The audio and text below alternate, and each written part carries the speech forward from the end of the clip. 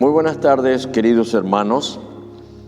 Vamos a continuar con lo que estuvimos conversando la última vez sobre esta serie que estamos dando del hombre espiritual. Entendemos que esto es para nuestro crecimiento, y en la medida en que con esto veamos la perspectiva de un acercamiento mayor al Señor, Él mismo va a poner en nosotros el querer como el hacer por su buena voluntad. Porque a veces simplemente nos limitamos a atenderlo, a considerarlo a través de nuestra propia capacidad. Por lo que conocemos de las Escrituras, por lo que conocemos de la cultura cristiana, por lo que conocemos a través de distintas formas. Pero algo nuevo tiene que haber todos los días. Y ese algo nuevo va a llegar a ser seguramente en nosotros algo nuevo que anhela cada vez más de su presencia. Así que el tema de lo que habíamos visto era la composición del ser humano no como la tienen las religiones, las filosofías o el mundo común, que el hombre es alma y cuerpo. Las Escrituras nos llevan al punto claro de que nosotros somos espíritu, alma y cuerpo. Pero hay una cuestión que lo vamos a ver ahora, y es ¿cómo se da esto? ¿Por qué el mundo y las religiones que no han tenido la revelación del Espíritu Santo mantienen la composición del hombre entre alma y cuerpo? ¿Por qué? Porque en la comprensión natural de nuestro pensamiento humano nos es imposible darle un lugar al espíritu humano. ¿Por qué? Porque nos dicen las Escrituras que Dios creó al hombre espíritu, alma y cuerpo, pero que cuando Adán pecó, el espíritu murió. ¿Qué significa esta muerte? Adán perdió la conexión que tenía con ese Dios que le había creado. Una absoluta distancia se plantó ahora delante, y Dios tuvo este pasaje que lo encontramos en Génesis. Y ahora, ¿qué hacemos? En plural está. ¿Qué hacemos? Mírenlo al hombre ahora, constituido Dios de sí mismo. Ahora Él no puede tener más ese elemento que era la base donde Dios podía hablar, morar, estar, dialogar, cultivar una amistad con Él progresiva. Se terminó. Y cuando Dios lo llamó a Adán, ¿dónde estás, Adán? Estoy escondido, dijo Adán. ¿Por qué te has escondido? No me digas que lo que te advertí que no hicieras, hiciste. Y era eso, dar el paso a independizarse de toda sujeción más arriba de él mismo, y luego constituirse el Dios de sí mismo. Y seguimos siendo Dios de sí mismo. ¿Usted cree que su conversión a Jesús y su entrega al Señor fue porque usted era una persona buena o yo era una persona buena, y que de pronto Dios me cautivó a mí en mis pensamientos? Le puedo decir todo lo contrario. Yo decía, si Dios es tan grande y tan poderoso y Dios anhela conversar conmigo, que venga y vamos a sentarnos. En el ser humano hay una soberbia tan grande sobre su capacidad que va creciendo en el transcurso del tiempo. En el bebé las reacciones son inconscientes, pero se está formando una conciencia. Por eso entendemos que a cierta edad ya hay un desarrollo de la conciencia. Ya sabe distinguir entre el bien y el mal. ¿Por qué? porque ese es el sello que quedó en su alma. Considerarse a sí mismo el centro del universo. ¿Y quién no lo tiene? Por eso el ser cristiano nos lleva a una constante renuncia. Y Jesús lo dijo: el que quiera ser mi discípulo, niéguese a sí mismo. ¡Epa! Eso ya no. Eso es demasiado. Yo soy yo y voy al espejo. Y aun cuando no existía el espejo, hacían de bronce bruñido, algo se veía. Pero se miraban y decían: acá estoy yo. Y yo no tengo nada que ver con los demás. Yo me manejo. Yo hago. Yo decido. Así que fíjense, algunos le dan al pecado se le atribuye una situación de horrible presencia del infierno, del castigo. No, es más simple, es más sencillo. Las huellas y las marcas del pecado las llevamos como algo natural y nos complacemos en esto. Y lo único o lo mejor que sabemos hacer es pecar, porque es nuestra naturaleza. El problema acá se plantea de otra manera. Se plantea que así como estamos, nunca vamos a poder entrar en la relación de amor con Dios. Imposible. De manera que esto, entonces, nos lleva a un punto, y es la distancia. El Espíritu murió. El Espíritu vivo que Dios había creado, con un soplo de poder comunicarse como lo hacía con Adán, sí que era amigo de Adán, murió. Ese nexo entre dos seres se rompió. Adán no pudo ver más a Dios, escuchó su voz en el paraíso y se escondió. O sea, entró la conciencia de lo que estaba mal. Y ya también vino la otra parte de decir: ¿cómo hiciste esto? Ya entra la inculpación, el sentirse que es Dios y no va a aceptar ninguna acusación de nadie. La mujer que me diste, esa es. Ya empezó el camino del pecado, del Dios personal, que hace que uno no pueda amar a otro, no pueda aceptar al otro.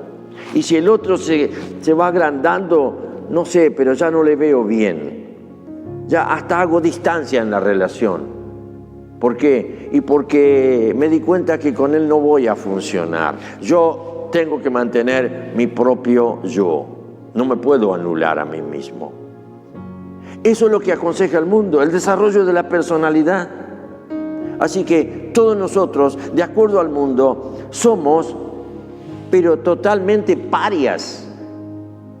El mundo nos abomina, el mundo nos desprecia, porque ve que nosotros despreciamos lo más valioso de nuestra persona y de nuestra personalidad, y le damos todo el lugar a otro que haga lo que quiera con nosotros. Y decimos Jesús. Por eso, fíjese, yo abro el ojo siempre, escucho bien cuando alguien está predicando, alguien está hablando del Evangelio y habla de Dios y de Dios. No, cuidado, es muy delicado eso. Cuando uno predica el Evangelio, tiene que tener de frente la palabra Jesús. Y muchos cristianos se avergüenzan de eso, porque es más fácil que te acepten cuando hablas de Dios, pero cuando hablas de Jesús es más complicado el tema. Ahí se necesita la gracia sobre esa persona por la cual habrás orado, ayunado o clamado para llevarle ese mensaje. Es el mensaje de Jesús de Nazaret.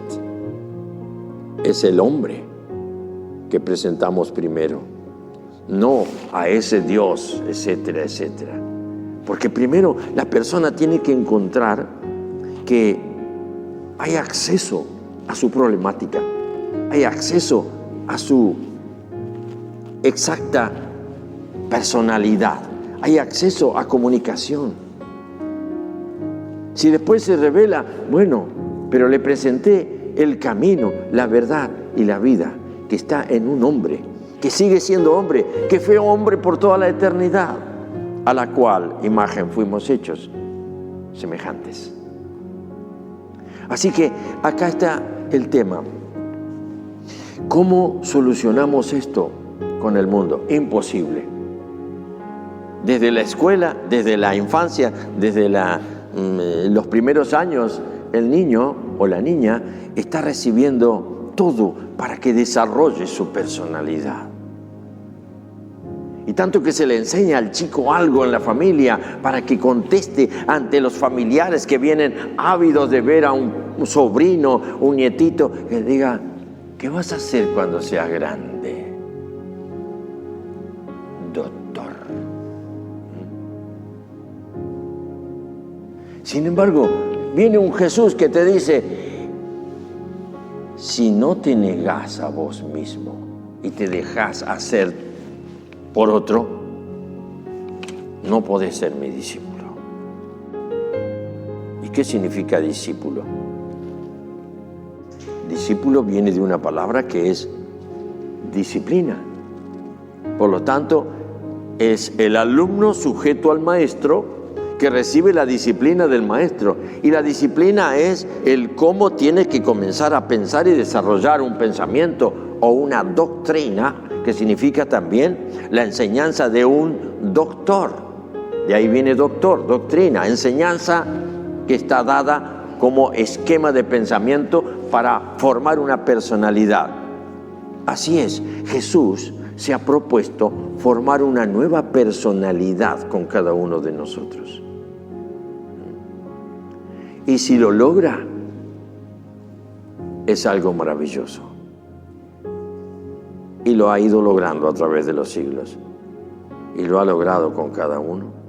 Y yo me presento aquí como un difícil logro del Señor en el pasado, pero que ahora no le digo a nadie qué le vamos a hacer.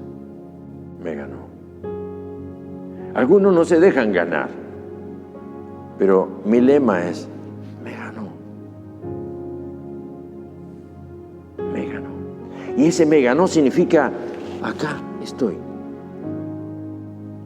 Soy esclavo de amor de Cristo, el Jesús de Nazaret. Pero qué torpe, qué tonto. Y tus valores, y tus años universitarios, y tu conocimiento del mundo, y tu experiencia de tantos años en la vida, no sirve. No sirve para nada. ¿Por qué? Porque el único valor que tengo es dejarle a Él que siga edificando como Él quiere. Y eso es negarse a sí mismo. El primero te hace creer un montón de cosas, te deja que el mundo te forme y te la crees. ¿No?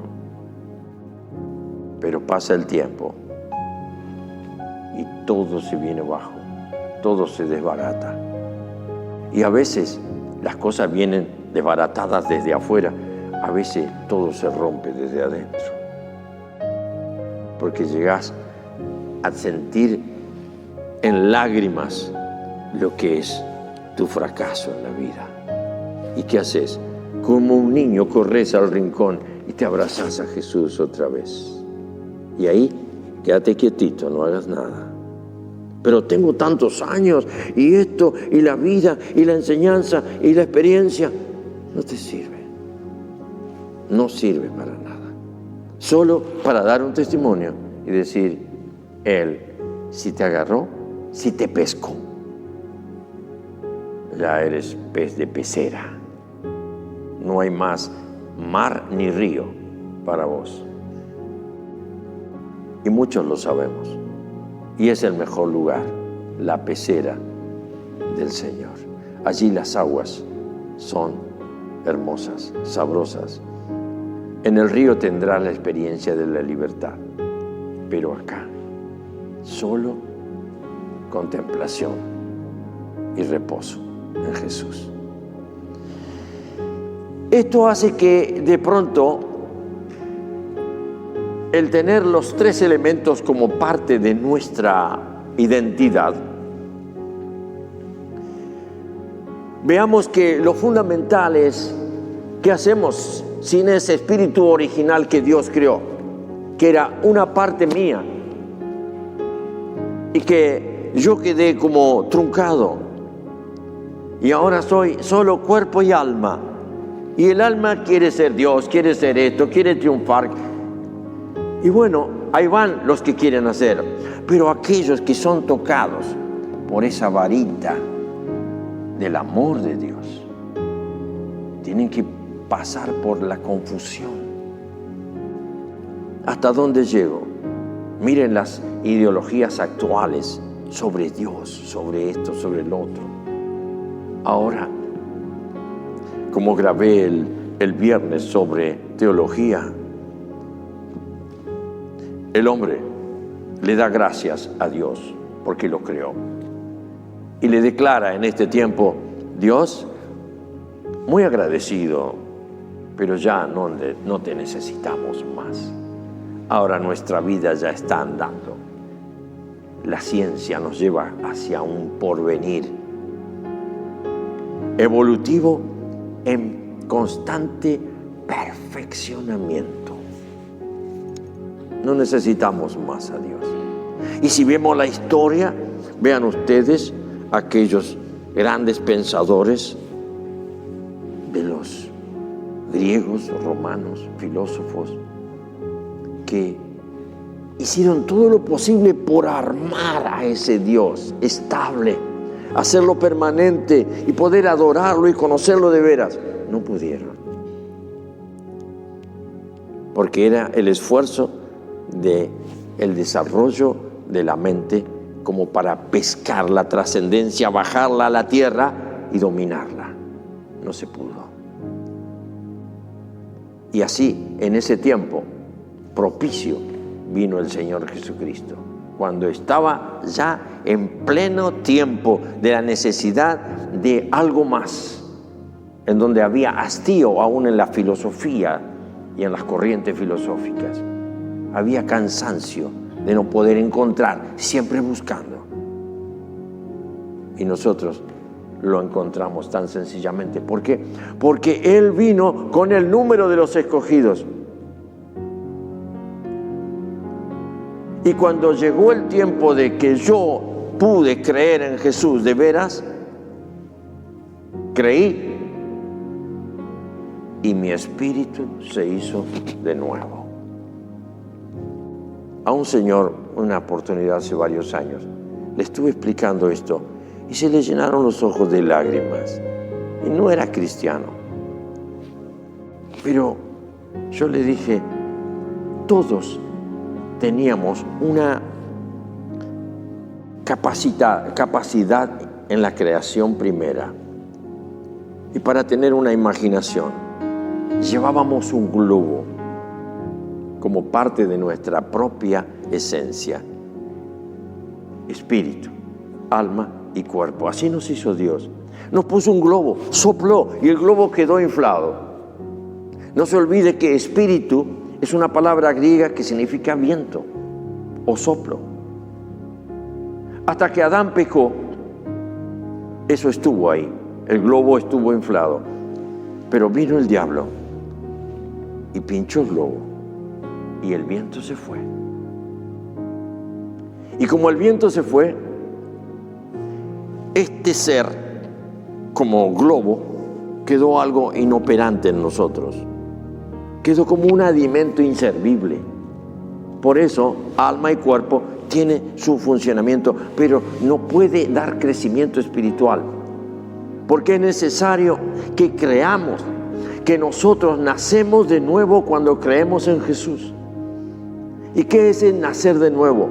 Dios vuelve a sanar, crear un globo nuevo, sopla y ese espíritu otra vez en nosotros comienza a tener la realidad primera, vida y capacidad de relacionarnos con Él.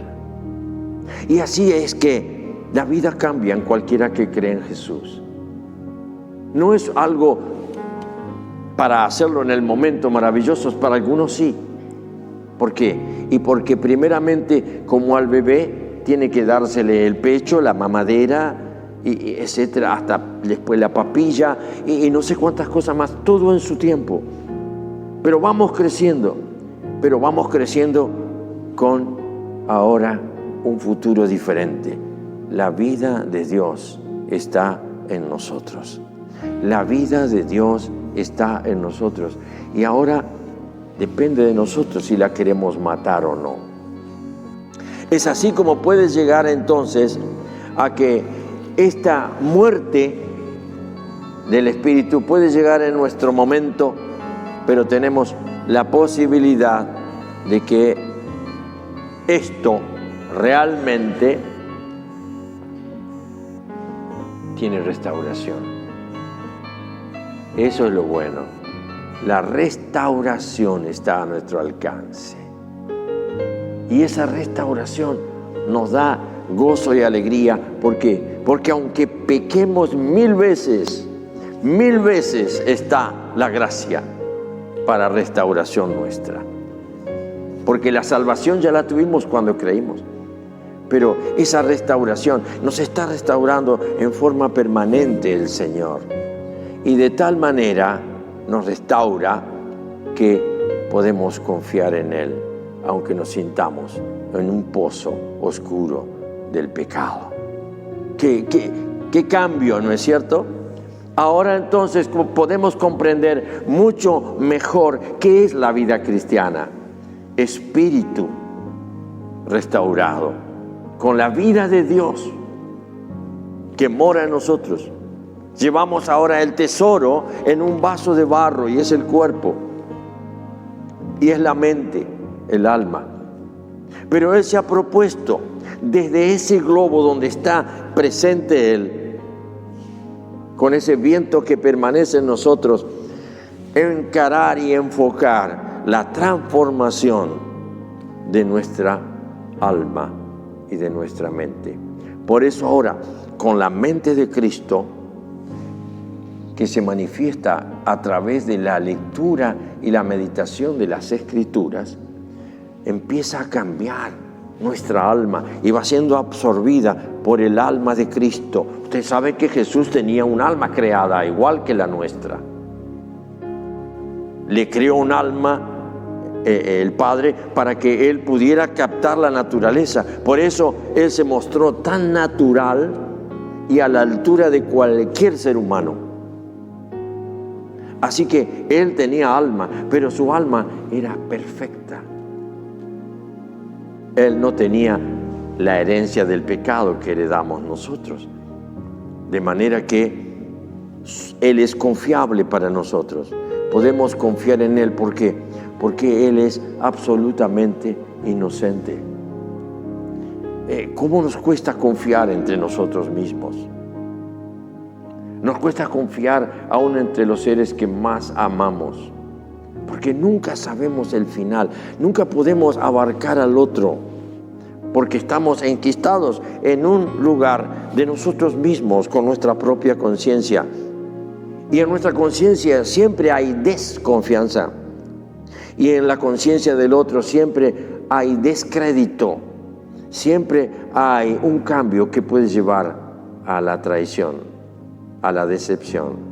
Entonces nunca hay plenitud, aunque sea en las parejas 55 años de casados con mi esposa.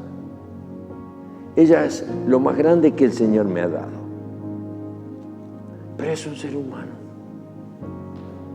Así que siempre, mientras nos amamos, nos cuidamos de ofendernos, nos cuidamos de herirnos, nos cuidamos de tratarnos. ¿Por qué?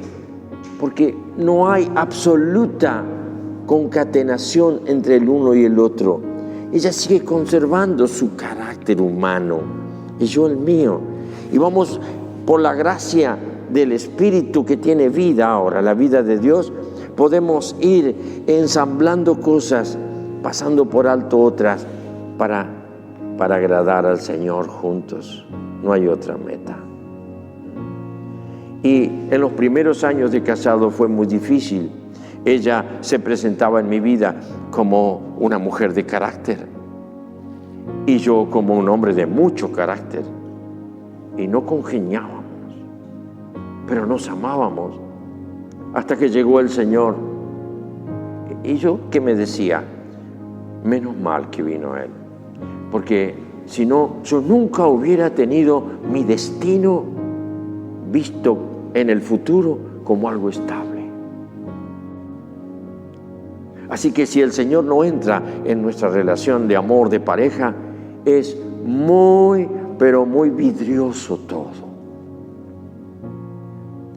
Esto es poder entender que la necesidad de que pongamos fe en que Dios nos crió y ahora como cristianos tenemos espíritu, alma y vida, espíritu, alma y cuerpo, como algo que se une y que funciona, y funciona en el reino de Dios. ¿Por qué? Porque ahora en mi espíritu está la presencia, está el altar, está el temor de Dios, está la reverencia.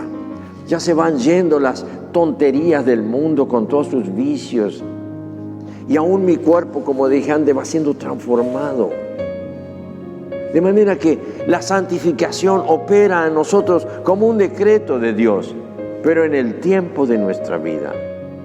Y que ya cuando vamos llegando al final de nuestros años, podamos mirar como un autor cristiano, a ver cómo es, no me acuerdo, un cantante español, no me acuerdo ahora, que tiene una canción que alguno de ustedes la puede recordar. Ya casi te tocan nuestras manos. Estamos así. No pierdas el tiempo mirando a un costado, mirando al otro. La meta es una sola: espíritu, alma y cuerpo. Y en el espíritu ahora todo. Para el mundo es alma y cuerpo. Por eso se cuida tanto el cuerpo, por eso se cuida tanto. Y yo me admiro ante el pasaje de Pedro, de segunda de Pedro. Les insisto en esto, hermanos, la carta universal. Les insisto en todo otro y les repito hasta el cansancio, porque el Señor me ha dicho que en breve tengo que dejar este cuerpo. Mire qué definición. No somos el cuerpo. Tampoco somos el espíritu solo. Tampoco somos el alma sola. Los tres en uno, que el Espíritu Santo trabaja día y noche con nosotros para hacer el gran cambio y transformarnos a la imagen y semejanza del primogénito de la familia de Dios, que es Jesús. Que el Señor le bendiga.